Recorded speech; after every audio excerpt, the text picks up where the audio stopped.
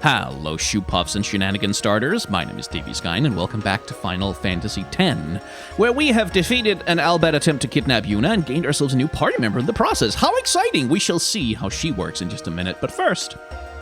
You know that machina that lifts you up to the shoe puff? I don't like it, I tell you.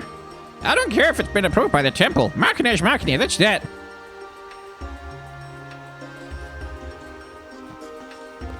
I tell you, my wife was as pretty as Lady Yuna back in her day.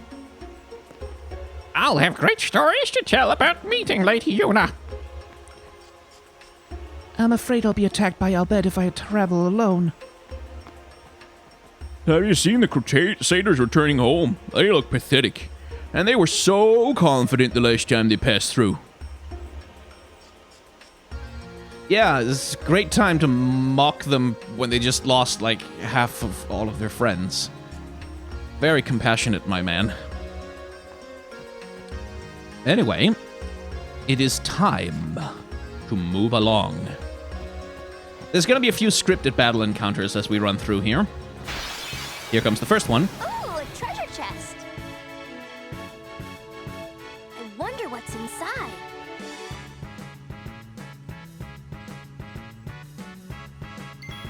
So, there's treasure chests that will appear from now on every once in a while in combat.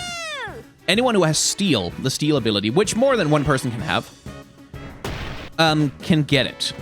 Can open it up. I'm scary when I get mad. I'm gonna use that item I just got on you. You'll be sorry. So, here's Riku's Overdrive. So, anyway, the treasure chests appear. If you don't open all the treasure chests before you kill all the enemies, then you lose out on the treasure chest. So that's like a little thing of making sure to do that. The items in there are usually just, like, stuff that Riku can use for mixing. And mixing is her overdrive. There's also other things in there.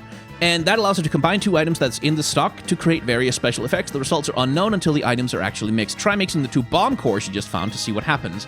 And we're not going to do that. We're not going to mix the bomb cores because we need those for other things. What we're going to do instead is we're going to grab a couple of grenades. Or a grenade and another thing, a power sphere. Mix those together. And make a blaster mine. What did you just do? That was great! I can combine items and use them like this. It's not that tough, really. And that overdrive right there makes Riku one of the most powerful characters in the entire game, because if you have the right items, you can one-shot late-game bosses with that. So yeah, she's got some power in her, but she is a little bit finicky. And what you'll notice when you look at her stat line right now is that she has 306 health, when everybody else is running around over 1,000. Now, last time we saw Riku, I remarked on that she, unusually, had like a requirement of like 300 AP to level up, while Cheetah's only required like 16 AP, and this is why. It's because she gets reintroduced much later in the game, when those are the amounts of AP that you sort of tend to get after a couple of fights. But she's massively, massively, massively behind. Like, she's pretty much at the complete start of her path, where everybody else has already, like, gone along some rather substantial distance.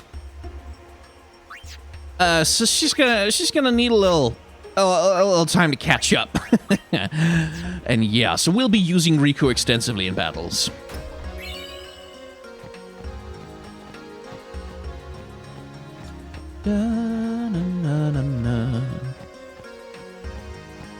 Just to get her moving. In fact, something I'm gonna do right away, because I know I can. First of all, I'm gonna get her that HP, but also I'm gonna get her even more HP. There you go. So that she, like, doesn't get one shot by things. What's over here? Oh, Pilfer Gill. Do I care about that ability that much? Well, not that much, but I do care about it a little. Fine. We'll open up. What's this? Oh, copycat. Right, that's a very useful thing for later. Anyway. Moving right along.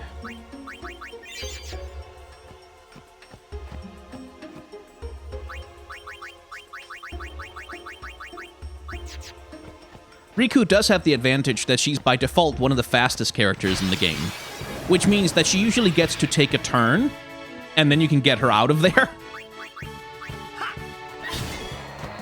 And usually what you'll want to do is use that turn to steal something, because you can get stuff like remedies, which is lovely. Okay, Waka, please put that guy to sleep. Thank you.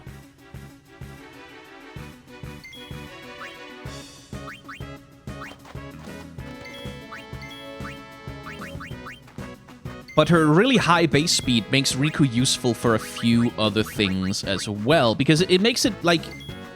Because you have this full party mechanic thing going on, it doesn't really matter that much, like, who's at the front of your party, because you can always swap people out. You don't have to worry about party composition the same way that you do in other games, in other Final Fantasy games. But, that being said... it can still be sensible to worry a little bit about it. Because if you have all your fastest characters up front, which you're usually going to be Yuna, Tidus, and Riku, then you do get more opportunities to take turns, like before any enemies have a chance to act. And you can, of course, use that turn to swap in someone who's slow and powerful, like Auron, to kill an enemy in one hit, if necessary. So there's a little bit of strategy consideration to it when you're going through an area. Sometimes there's some enemy compositions where you just don't want them to have the first turn because maybe they'll like inflict confuse on one of your party members or some shitty thing like that you just don't want to have to deal with.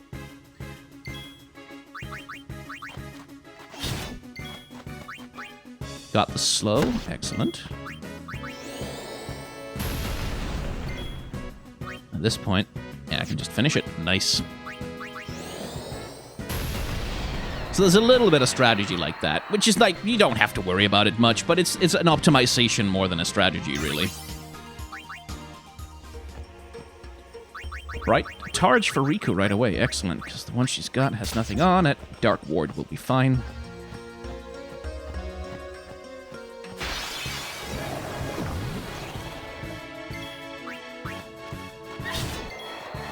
Let's just kill that, and... kill that. And if Waka could put that thing to sleep, that would be great. Thank you. And now with Riku here, there's also good reason to start prioritizing stealing. Like, well, maybe not prioritizing, but certainly to do much more to do a lot of stealing with when you have the opportunity, because the items that you can steal from enemies generally are very useful for example, teaching Aeons new abilities. Like those Antarctic winds I just picked up.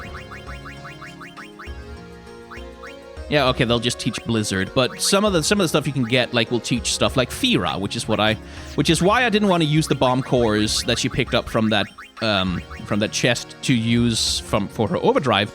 I want to teach Fira to Ifrit because he kind of needs it. It's how he self-heals. So having that is quite useful. Guess not.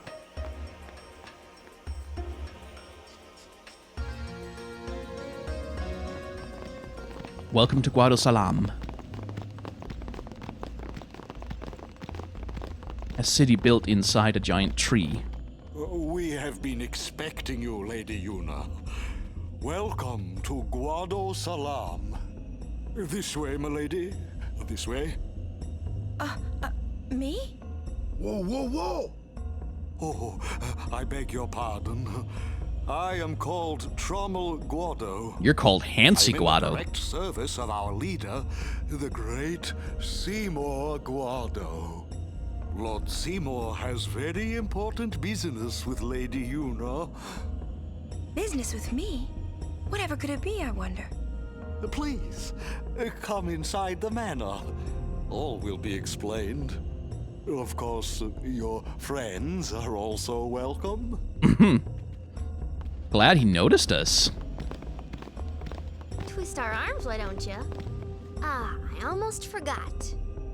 Anyway, here's another thing Riku can do, which is very important. She can customize weapons and armor for us, which means if you have some piece of equipment or something, and you're thinking, hey, maybe this piece of equipment should have another ability on it, then you can grab some of the items that you got, and you can turn those items into abilities that you can put onto your weapons, which is a lovely and very useful thing. And which enables, over the course of the game, like, it enables some incredibly overpowered jank. What would you do without me? Like, just some incredibly overpowered... You can do some stupid shit by hunting down specific items and customizing specific ability combinations on your weapons.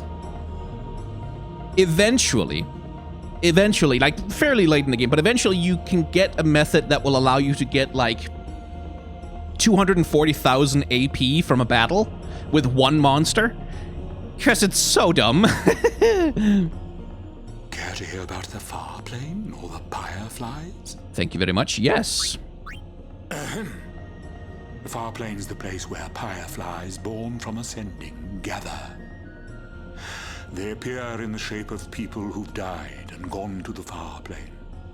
Quite the phenomenon. How I wish I understood it more fully. The Owlbed have a theory, you know. They say the fireflies are just reacting to visitors' thoughts and dreams. But only the dead appear on the far plane.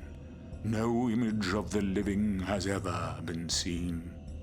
It's a great mystery, but maybe the dead leave a bit of themselves in the hearts of the living. And that little bit borrows the fireflies' power for their paranormal performance. Or maybe not, who knows? And that, as they say, is that. Ah, Machen. Care to hear about the...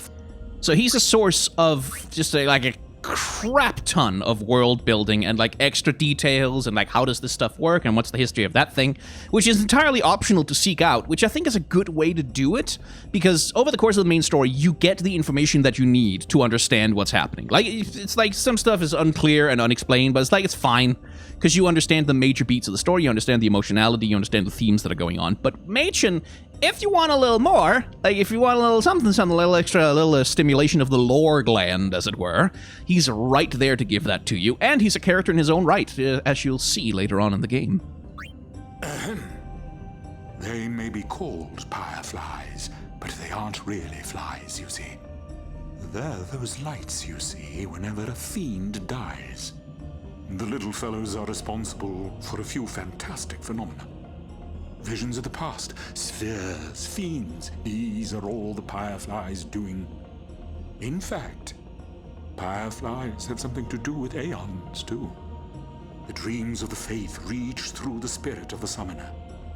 And that which is unreal becomes real for all to see. Or maybe not, who knows? And that... Don't need to rest, but I do need to talk to that lady. Thank you so much for destroying that Albert contraption. Those heathens are despicable. I feel so relieved now. Hey, Shalinda. Oh, how fare you, Sir Guardian? It seems that Maester Seymour has returned to Guado Salam. He's young, but he deserves our respect. Sure. We Guado help the warrior monks patrol the roads beyond. Why wouldn't we do all we can for the good of Spira? Noble, noble indeed. So Trommel, Mr. Hansi Mac touches ladies without their consent. You kind of get a feeling from that guy, don't you? Like, just from, his fawning, simpering little, like, oh, I am servant to the great Master Seymour. Like, you get a certain feeling from that character, and it's not a positive impression, is it? The elders just won't give up on the old tongue. I keep telling them how unseemly it is babbling like that to guests. Lord Seymour instructs the Guado youth on numerous subjects. Thanks to him, I learned about Yevon's teachings and the history of Spira. Good traveller, prithee forgive us our antiquated prattling. Thou seemst weary, good traveller. Wouldst thou sit and rest thy feet a while? Ah, belike my speech perplexes thee. Good lord. 'Tis old Guado I speak, a tongue seldom heard within even Guadosalam now. A dying breed we are, speakers of the old tongue. I hear this precious legacy hath but little time remaining. It's not even a tongue, like, it's just a dialect. Once, all Guado spoke the old tongue, but when Lord Giskel brought to us the light of Yevon, the old tongue fell out of favor with many and suffers now a slow demise. Pity I don't get to break up my faux Shakespearean more then. Although we Guado differ from humans in appearance, our respect for the dead is the same. We Guado protect the far planes so the dead can rest in peace. This guy, by the way, It's called endurance training. Stay out of my way. is a blitzball player. His name is Nav Guado. He's pretty good. He's contracted for 14 games, which means I can't recruit him. But if I played through 14 games, I could get a hold of him and put him on my team if I wanted to, but I don't. Because I don't want to play blitzball. Oh! I tell you, these Guado merchants are shrewd. Ripping off the pilgrims that come to visit the far plane. Listen, you watch that they don't get you, too. Me you can trust. More than a Guado, at least. What do you say?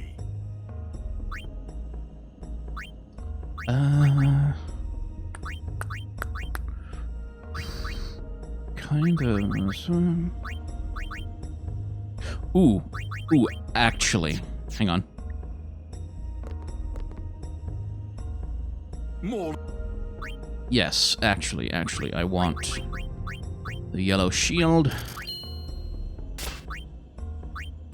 And I want the yellow arm guard. And I want, already got that, but I want the yellow bracer. And I want the yellow targe. Can you guess what element we're about to meet a lot of in the next area? Let's see, do they have any weapons that I want? No, but as you'll notice, now, unlike previously in the game when we saw like weapons that had abilities on them, a lot of them would have the ability slots full, like in the sense of if it only had one ability, it would only have one slot. Now, because customization has become available, you can see that there's extra ability slots available on a lot of the weapons, allowing you to do some customization of your own, should you so desire.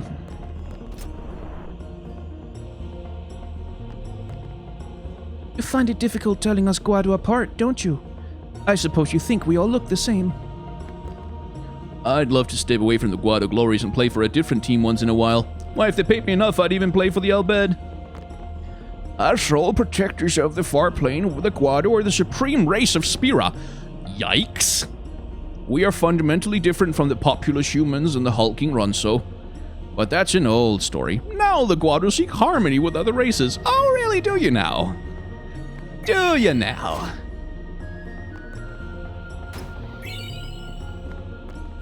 Say, you play for the Besaid Oryx. You're Titus, right? The first person to use my fucking name. I saw you at the tournament. Let's blitz sometime. Those fiends really made a mess. Some of my teammates badly hurt.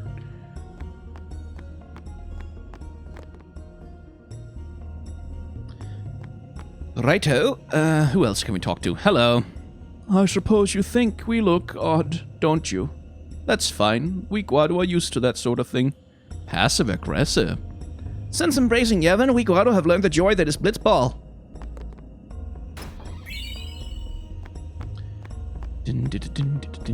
Can't go in there yet. That's all of the houses, right? All of the places. I think so? Yes. Time to go to a mansion party.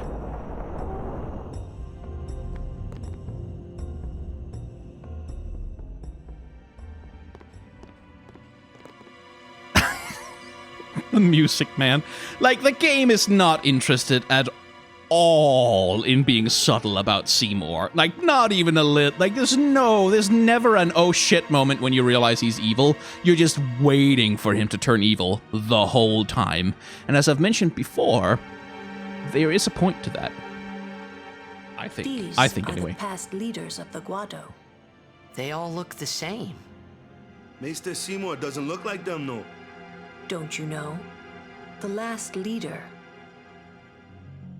Maester Jiskel, wed a human woman. She was Seymour's mother.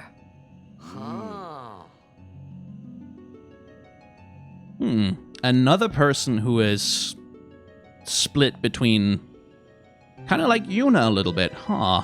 Almost kind of like how Tidus is also split between, like, being from Zanarkand and trying to fit into the world, and Kimahri is split between his Ronso loyalties and his Ronso culture and his duties to Yuna, and Yuna is split between being like the daughter of the High Summoner and being like the daughter of an Albed woman, and Riku is split between being an Albed but also very much wanting to protect Yuna, and Wakka is split between his pig-headed adherence to traditionalism and like his actual good, kind-hearted nature. And Auron is split between, well, that would be a spoiler to say, wouldn't it? And Lulu is split between, well, that would also be a spoiler to say, isn't it? Isn't it weird how, like, all of the characters, pretty much all of the characters have some kind of split within them that they must struggle to reconcile? Yeah, it's interesting. I don't like the smell of this one, eh? Yeah, no kidding. Stay close to Yuna. I wonder what smells so nice. Kimahri not like Mr. Seymour. Shh. Kimahri speak no more. Why does he want to see me? Why does he want to... Guess we'll find out. There he is. This way, please.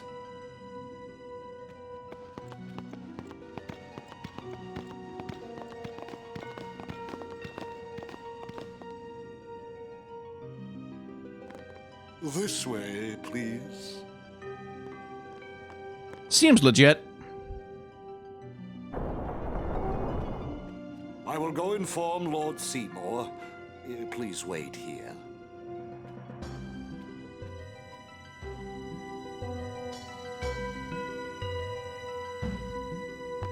I get the feeling he called us up here for more than just dinner.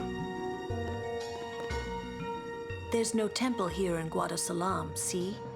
Summoners usually just pass through on their way elsewhere. What?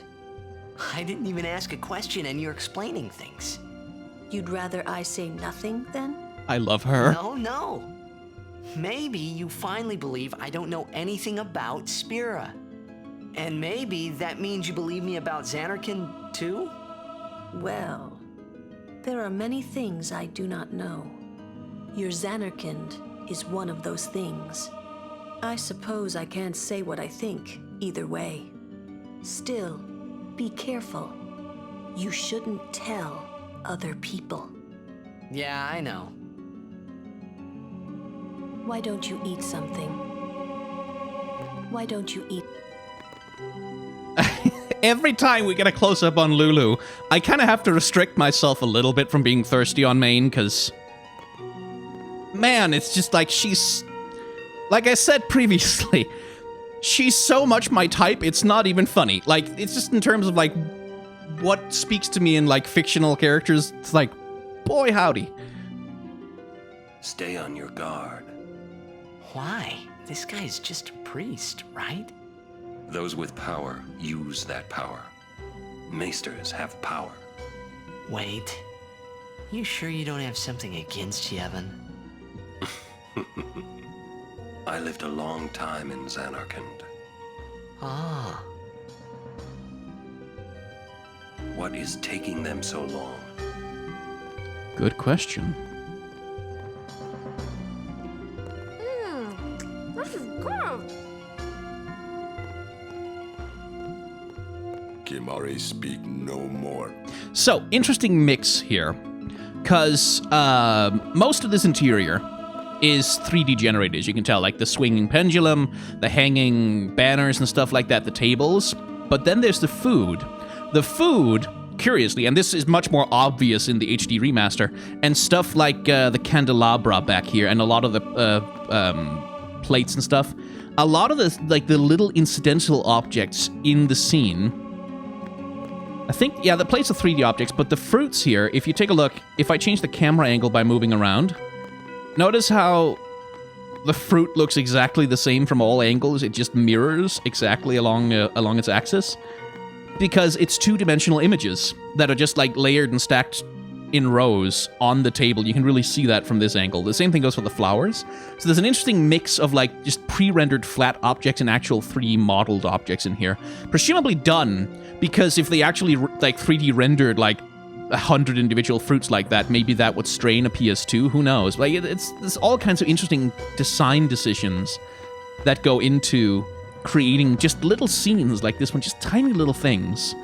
And HD remasters, one of the wonderful things about them is that they often, stuff that you used to be able to hide in low resolution on little CRTs where people couldn't look too close at the details, gets really exposed and out in the open, and I kind of like that. What could it be? Oh.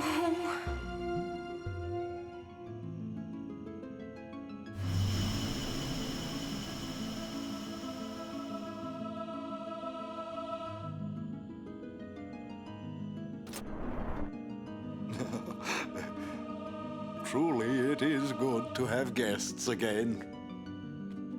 Since Lord Jiskel passed away, these halls have been too quiet. The death of Lord Jiskel was a great loss for all of Spira. Was this Maester Jiskel really such a great guy?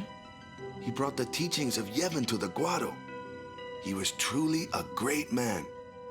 Truly a loss for us all. But now a new leader, Lord Seymour, has come before us. Lord Seymour is the child of a Guado and a human. He will be the tie that binds our two races together. But that is not all, I think. Lord Seymour, he will surely become the shining star that lights the way for all the peoples of Spira. That is enough trouble. Must I always endure such praise?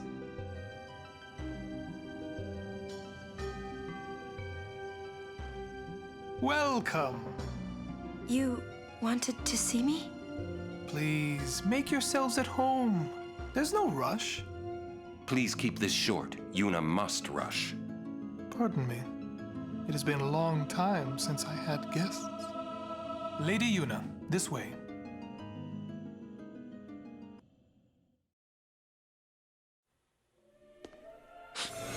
Oh, god damn it. Not again. So there's some kind of glitch somewhere where occasionally the game will not load the cinematics properly. So, there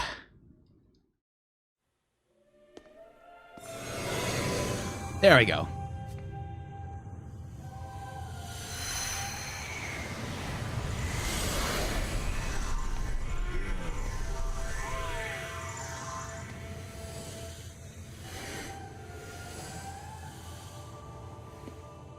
This sphere is a reconstruction created from the thoughts of the dead that wander the far. Looks familiar, doesn't it?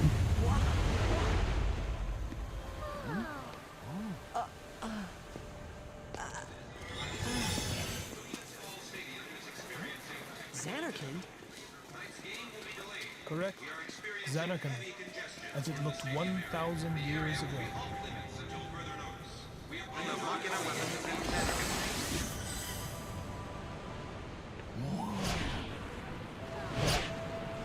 The great and wondrous Machina city, Zanarkand.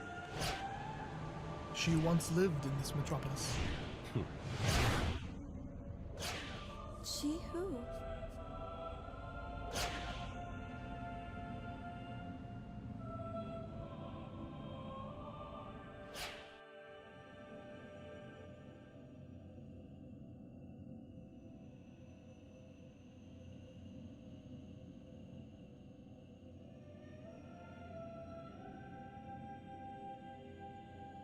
Lady Yunaleska.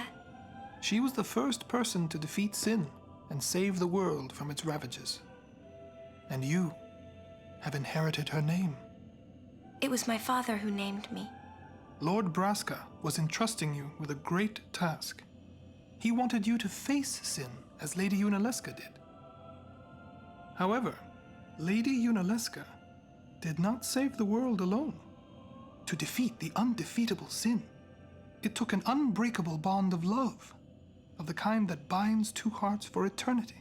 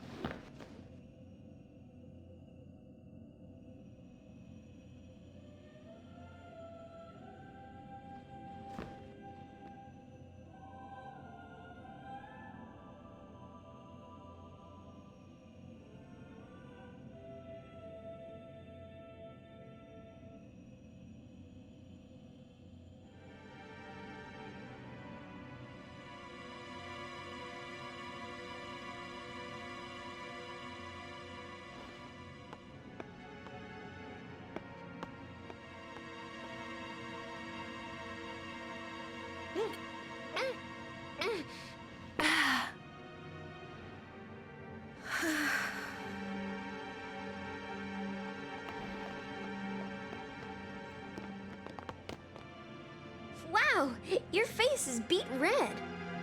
You okay?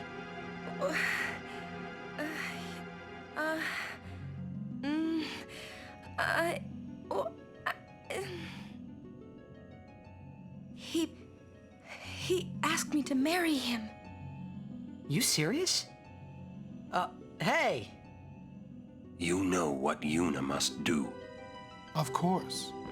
Lady Yuna. No, all summoners are charged with bringing peace to Spira.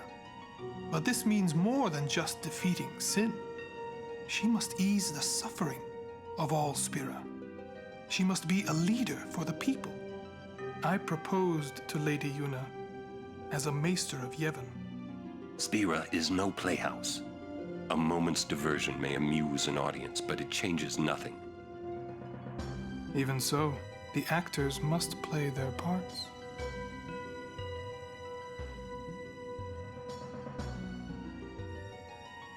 There's no need to answer right away.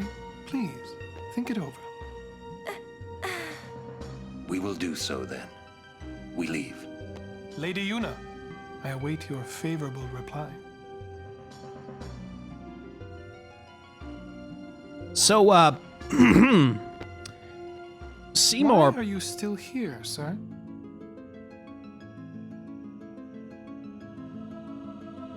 I beg your pardon. We Guado are keen to the scent of the far plane. Little power play there.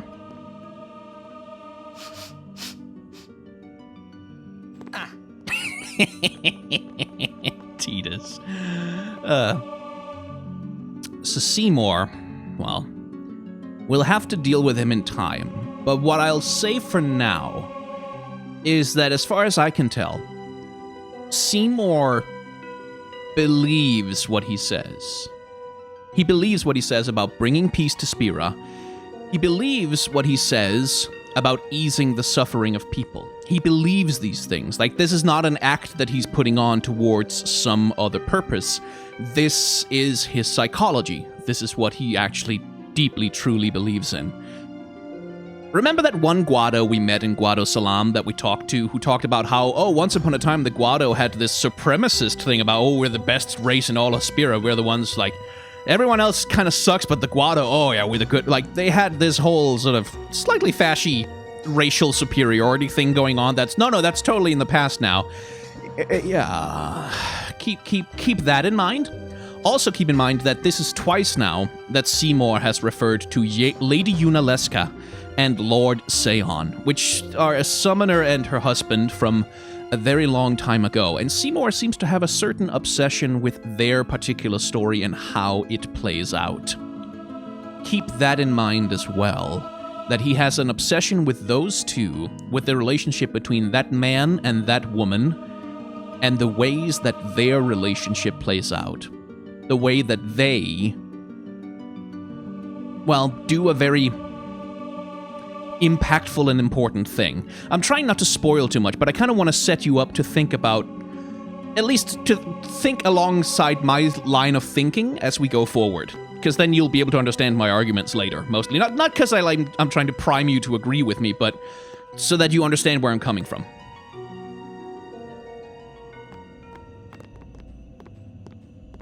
Yuna, the High Summoner's daughter. Seymour, the leader of the Guado. Married in the name of Yevon, overcoming the barriers of race. It would give Spira something cheery to talk about for a change. Sounds just like a passing daydream, like Oren says. Come on, let's just get on with the pilgrimage. I mean, marriage? You're sounding a little defensive there, Tidus. Jealous? What? No way. We gotta defeat sin. Romance can wait. You sure picked a fine time to lay this one on us. Maybe it is a fine time. You serious? If my getting married would help Spira, if it would make people happy, if I could do that for people, maybe I should do what I can. I never imagined doing anything like this, but I won't answer till I know what's right. Seriously? You could always just quit your pilgrimage and get married. I will. Go on. I'm sure that Lord Seymour will understand. I guess so. I am a summoner. I must fight and defeat sin. Like Braska before you. I had to stop myself from shouting. What's there to think about? I'm going to the far plane. I'm going to see my father and think on this. Go on. We'll be right behind you. I wondered why none of the others ever asked Yuna. Do you love Seymour? Do you even like him? Almost as though those things don't really matter in this regard. 'Cause they don't.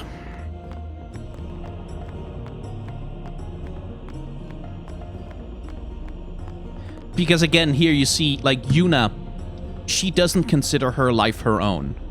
Which is as we've talked about in previous episodes, this is the core of why Yuna and Tidus, as these, like, why their relationship has a strong dynamic, is because Tidus is, like, the only goddamn person on the face of the earth who doesn't see her in some way as an object, as a summoner, as the daughter of Lord Braska, High Summoner who defeated Sin. He's the only one who doesn't see her that way, who doesn't consider her as a political pawn to be moved around in the politics of Spira, who doesn't see her as someone with a duty and an office to perform. He sees her as a person first and foremost, but he's the only one who does. Even Yuna doesn't see herself that way, which is important to understand about her, because that's the core of her character, is that she just for her entire life has seen herself as not entirely a person. And Tidus is, like, contact with him is the first thing that makes her start to see herself as more than just a duty to be performed.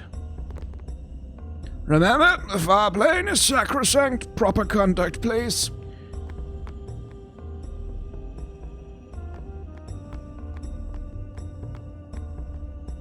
Anyway, here comes some good scenes.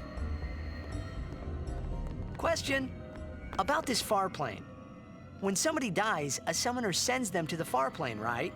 So their souls, or whatever they are, they go to the far plane, right? But that's the far plane we're going to, right? And Yuna's old man's there too? Do dead people live there or something?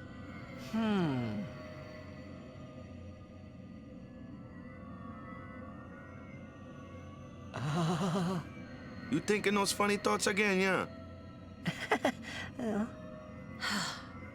You'll see once we get there.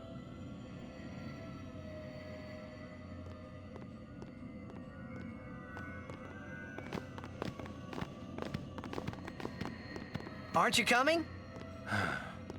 I do not belong there. You're scared. Searching the past to find the future. This is all that is there. I need it not. You'd better be going. You're not really going to see the dead. More like your memories of them. People think of their relatives, and the fireflies react to them. They take on the form of the dead person. An illusion, nothing else. Well, have fun. What? You're not going either, Riku? I keep my memories inside. Huh? Memories are nice, but that's all they are.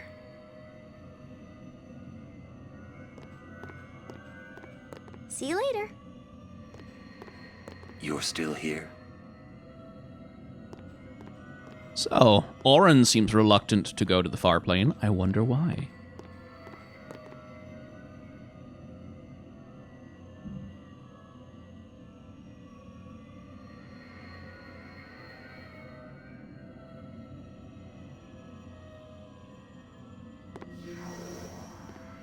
Please, no more glitches.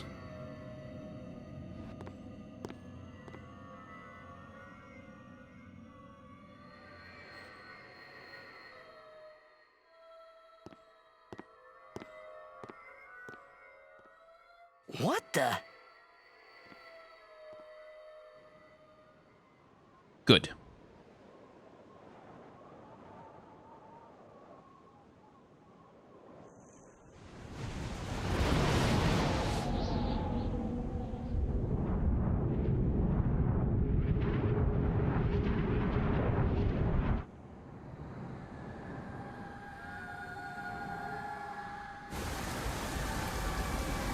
Water again.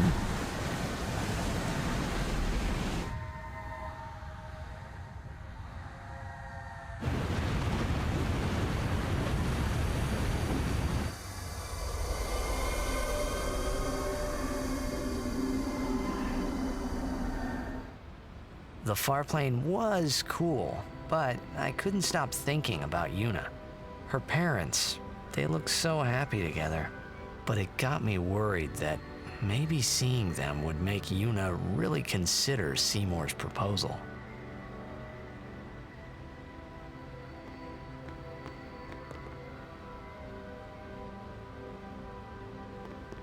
Let's see, there is... I think there's a thing? Yo, Chapu! Meant to come see you earlier, yeah? Sorry. I know you won't hold it against me. I gave up that game. I'm a guardian from here on, you know? This guy looks a lot like you. Showed up. Traveling with him, I thought maybe you were still alive somewhere, yeah? But then again, here you are on the far plane. Guess your place is here. So, how you been? Oh, that guy I just told you about? I gave him your sword. He likes it. Huh? Whoa.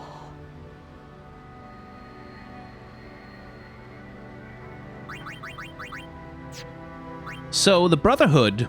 Remember how that used to have only a plus 5% strength ability on it? Yeah, it's got a little bit more now. It got powered up. Just a sec more. He is dead, and I am still alive.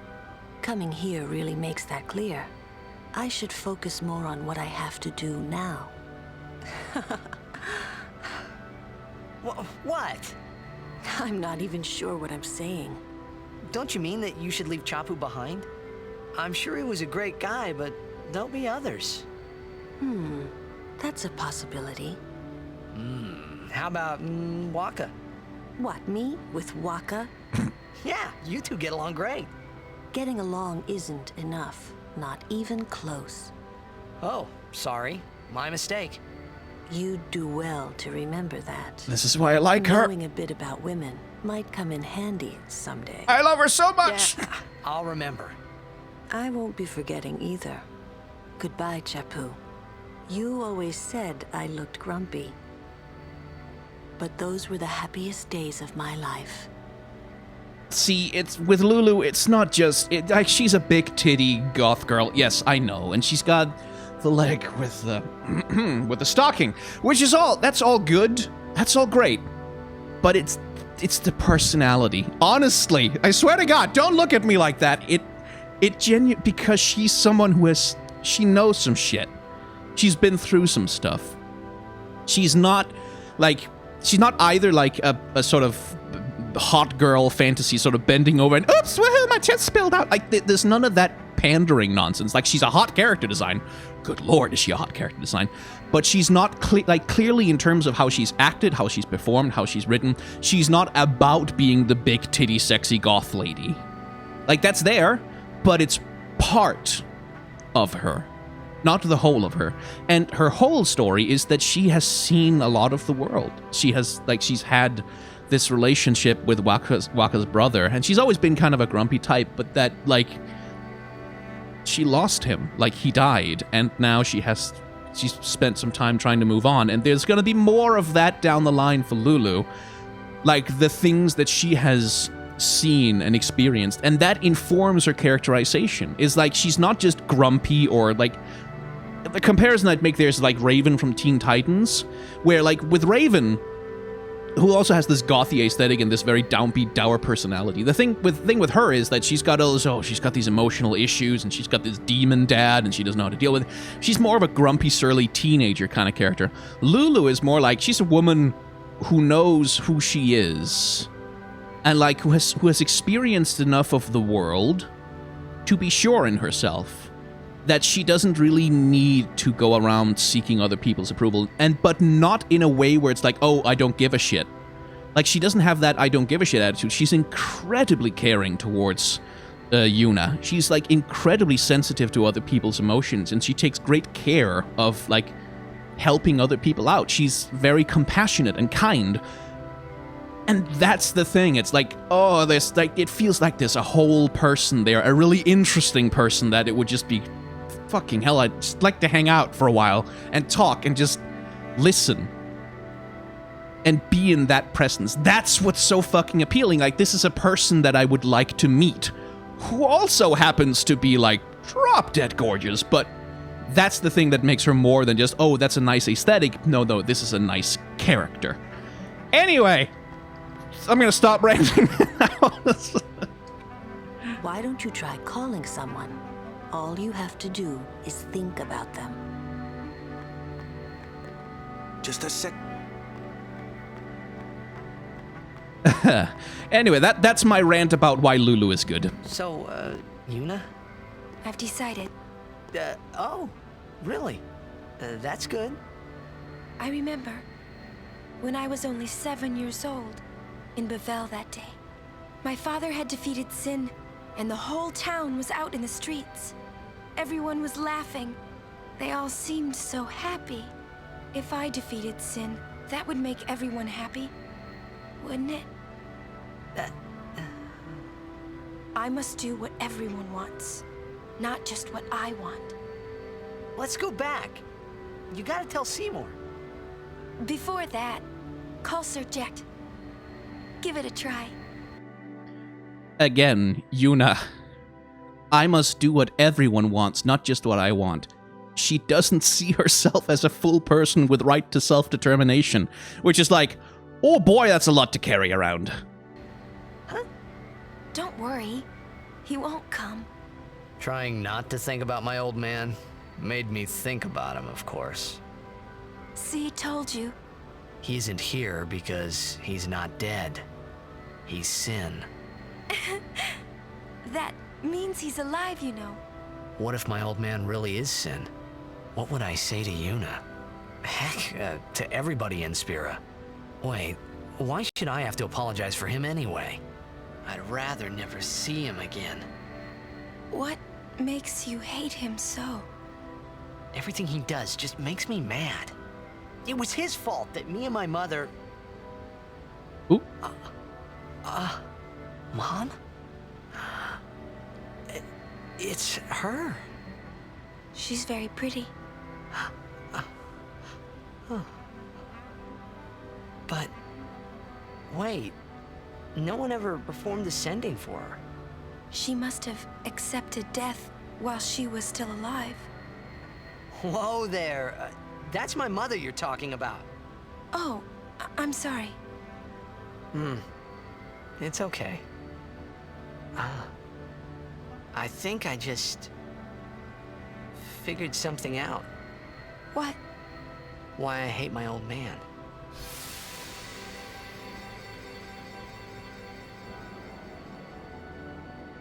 See, so I told him what I thought of him right there. What, really? Course. I suppose, but... Mommy! Just a sec, dear. Whenever my old man was around, my mother wouldn't even look at me. Maybe that's when I started to resent him, even hate him. When he left us, Mom just lost her energy.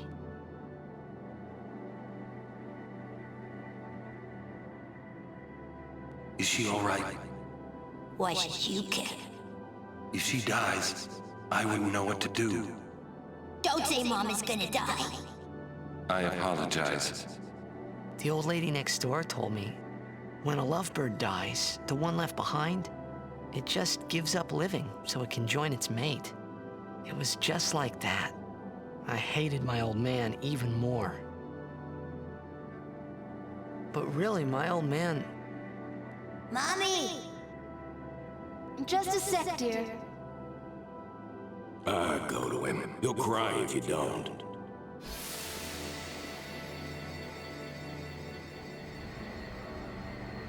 Oh, man. I must sound so stupid. I don't think so. How embarrassing. Well, need some more time. No. I'm ready. Did I miss something?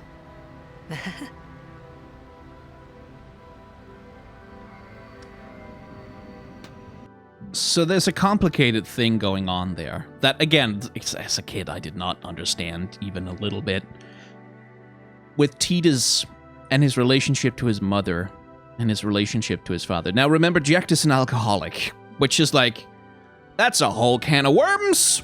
So it's not like Jecht was like a great dad at all. The scenes where Jecht is kind of mocking towards Tidus, that to me has always, like, it comes across as Tidus misremembering just how mean Jecht was through the lens of already kind of hating him. But it also comes across as like, yeah, Jecht probably didn't really know how to be very nice. Like, he's this blitzball star, like, superstar, great player, like, everyone loves him, celebrity dude who's struggling with some inner demons, clearly. And he doesn't know how to relate to his son. Yeah, that sounds about right. Like, Jecht probably, the scene with the blitzball, he sees Tidus kick it, and then he shows off the Jecht shot. Like, to me, it feels like he was trying to inspire him. To say, hey, like, you know, kid, if you practice, maybe you can do something like this one day. Like, to spur him on, to kind of make him, to say, hey, well, I bet you can't do this, and then make him try harder. That kind of thing. That feels like the kind of thing that a man like Jecht would do, without fully understanding how that kind of thing can screw up a child. So Jecht wasn't a great dad, but what that scene reveals is that the failure wasn't, like, it's not that Tidus' mother was some perfect angel who did nothing wrong ever, and Jecht was just this asshole who left the family and never contributed anything, and he was a drinker. It wasn't that. Like, the traumas that Tidus has, the hang-ups that he has, they come from her as well. Whenever my dad was around, my mom wouldn't even look at me. Like, that's... Boy, howdy! Can you imagine growing up like that? Like, with your mom, like, just so in love with your celebrity dad? that she ignores you. And she didn't mean to, I'm sure. Like, it's not that she was like trying to be cruel or anything, but boy, that'll screw a kid up, which explains something about why Tidus is the way that he is. Why he never learned really to deal with his emotions, because he has a ton of anger towards his dad, and then a ton of resentment towards his mother, which is sublimated into, like, the guilt of surviving her death at a young age. Like, there's a lot of that. Tidus doesn't like to look inward, which is why we get those scenes, like in Kilika, where he has all these emotions he doesn't know what to deal with, so he just screams. And when they set out on the Mihan High Road after Auron joins the party with the fake laughter with Yuna, he doesn't have an internal way to process his emotions. He has to get them out. He has to have something else, like basically to distract him, which is why he can't sit still, which is why he never stands still when he's in emotional distress, because he doesn't have that stoicism that, for example, Auron has, or Lulu has, or Yuna has. He doesn't have that. He's childlike. He is a man-child in a lot of ways, and that's like a legitimate reason to find him annoying, because he is. Like, he's supposed to be. That's part of the story that's being told here, of a very childish young man who is, like, running around with tons of daddy issues that he refuses to address. He's just like, oh, old man sucked. Yeah, I'm going to be a star blitz player. I'm going to be better than him. Like, because that's the irony, right? That Tidus hates his father so much, but then he goes and becomes a blitz player anyway. He plays blitzball. He becomes a star, clearly trying to outdo him because he can't let go of, like, he needs to beat him. Like, he really thinks that maybe he can find some catharsis there. That, of course, never comes. First of all, because he doesn't get to be as big of a star as his old man, and even if he did, it wouldn't have helped. Like, because that would never have resolved anything. It would just have made the emptiness feel that much deeper. But also because he gets isekai'd away to Spira. Anyway, it's a very complicated thing, and, like, beginning to appreciate the full emotional depth of, like, when my dad was around, my mom wouldn't even look at me. Like, holy shit. That's a gut punch and a half, isn't it? Thanks for waiting. I'll go give my answer to Maester Seymour. Lord Jiskel! Oh, Lord Jiskel! He does not belong here. Why? Yuna, send him.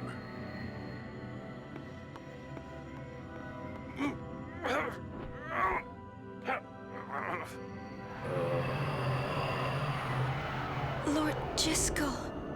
He is Lord Jiskel no more. Send him now.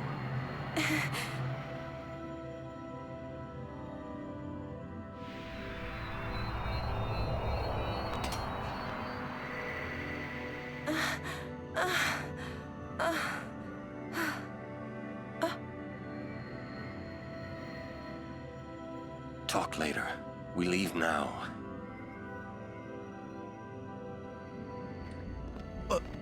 What was that just now?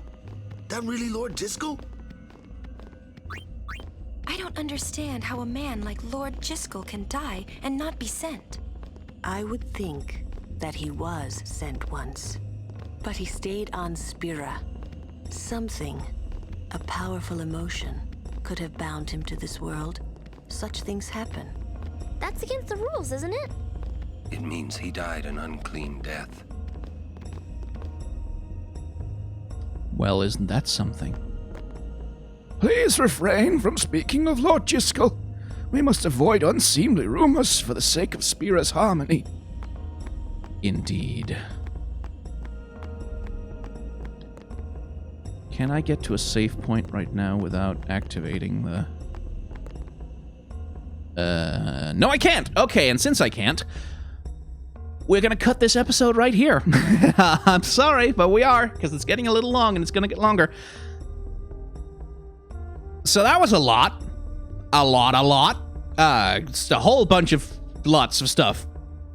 But if you enjoyed all that stuff, then I would highly encourage you to hit the like, comment, and subscribe buttons down below, and maybe the bell icon also, because YouTube tracks those things, and they mean engagement numbers, and engagement numbers mean that your video gets shown to people. So if you think this video is good and you think other people should also see it, then clicking those buttons is helpful. That's why YouTubers keep asking about you to do that. Outside of that, I have a Patreon, I have a merchandise store, I have a tip jar, and also memberships are available on this channel. You're just spoiled for options for how to give me money if you so desire. Memberships are $1 a month if you want them. You know, if you want to, that's very helpful. Like, it makes a big difference, but please don't feel any pressure to do it. Outside of that, thank you very much for watching. Please remember to wash your hands, keep some social distance, and if you go outside, for the love of God, put on a mask.